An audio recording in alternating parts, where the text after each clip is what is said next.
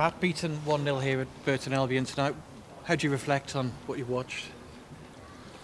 The team worked really hard, but let's address the issues at the moment.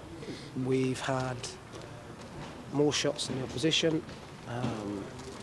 but yet they've only had to score one goal. And look, Jordan Shippey loses his man, it's his man. We have centre forwards who are getting chances, especially in the first half with Max, and he just lacks that bit of conviction. Decision making in the final third cost us today, and the real quality that I know the players have got, they didn't deliver today, which look, is really disappointed. It hurts to hear right now, because I felt that, and if you look at the stats of the game, we did enough to win the game, not lose it.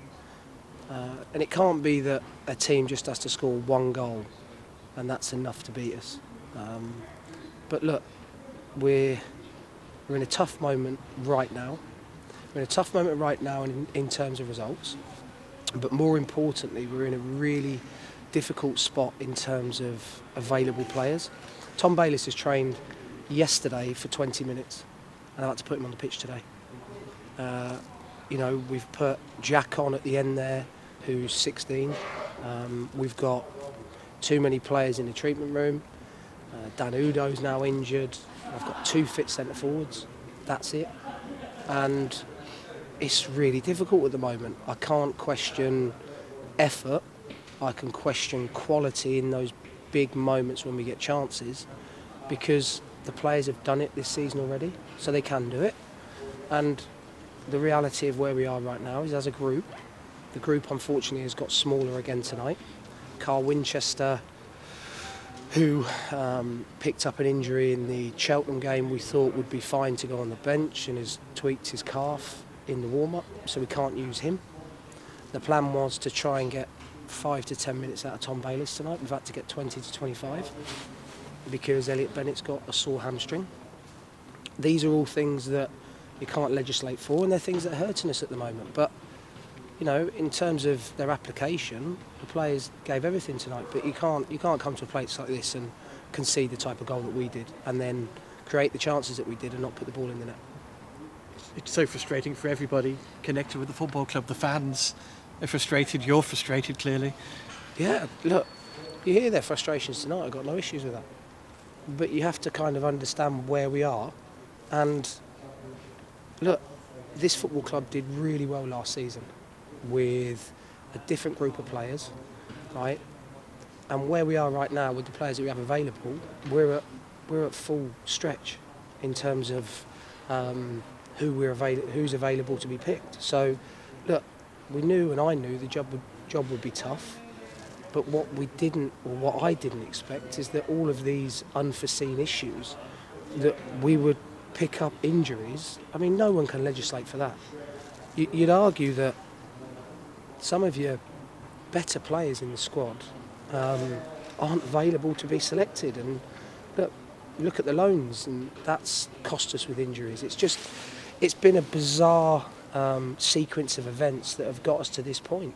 But we're still, 7 points clear of the relegation zone, and that doesn't mean to say that that's what we're trying to avoid this season. It just means that there has to be a bit of understanding that we've relied on probably the same group of 13 or 14 players for the last 2 months, and that's what is really killing us. We try and freshen up the team today, and some of the players haven't played a lot of football, and therefore decision making becomes harder when you're not in that position all the time. But one thing I do know is that if we perform at the level and are better at defending set plays, because at the moment it's nowhere near good enough, and also we've got to put the ball in the back of the net when we get a chance. You can't create the chances we did tonight and the final ball not be good enough, or that final pass or shot on goal not good enough. It can't happen, and that's what's hurting at the moment, and that's what's led us to this point in the season. Yeah, you're not really working opposition goalkeepers anywhere near as much as you would like, are you, at the moment? No, nowhere near. And at this precise moment in time as well, it's really tough because you can't get on the grass to train because the players and the schedule dictate that the players need to recover. So, they've got 2 days now to recover until we play again.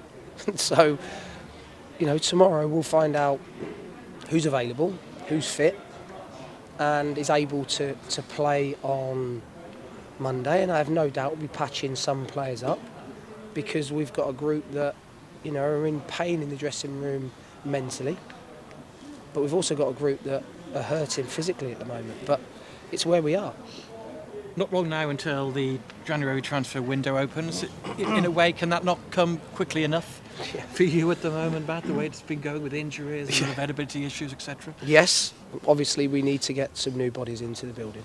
Look, these players need a bit of help, and we have to get players in that will affect the team, because if I look at the area in which obviously we are, I would say, not hitting the numbers that we want to, and to this point is up front. We need some strikers in the building who can put the ball in the back of the net, because we create opportunities, we create chances, but that final moment is just not good enough. There's a level of inconsistency that obviously concerns me, it concerns the supporters. I'm sure that everyone would agree with that. So yeah, we need a bit of help, but there's a lot of good players that we're looking at, but if they're good players, there'll be other clubs looking at them as well. How soon do you anticipate reinforcements to potentially come into the football club? We've got Roland obviously signed, so that's good. He's available to be in the squad for Wrexham, which is a real positive because he's showed some really good moments in training. So he's understanding what we want. Look, as soon as possible. That's where we are. You've seen the players that we've got today in the squad. I've just told you Carl Winchester's not available, or wasn't available today. Tom Bayliss has trained for 20 minutes, genuinely, and we've had to put him on the pitch for 25 minutes today.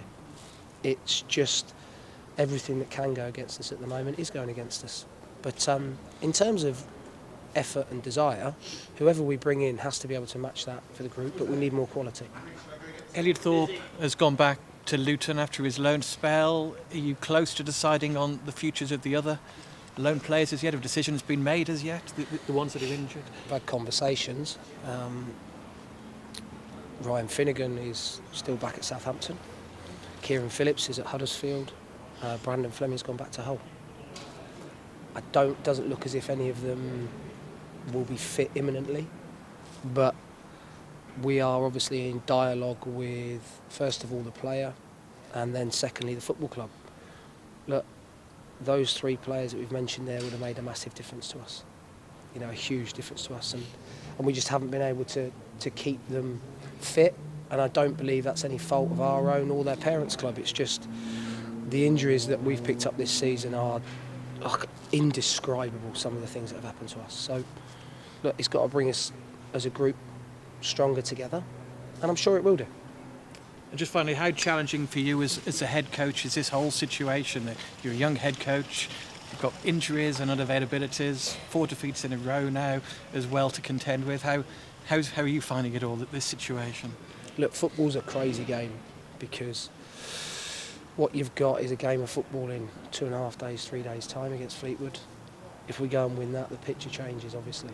So how am I dealing with it? I think trying to stay level-headed and understand that while supporters are frustrated, I can guarantee there's no one that's more frustrated, angry than I am at the results that we've picked up in the last 4 games. But look, we're going through a difficult period, right?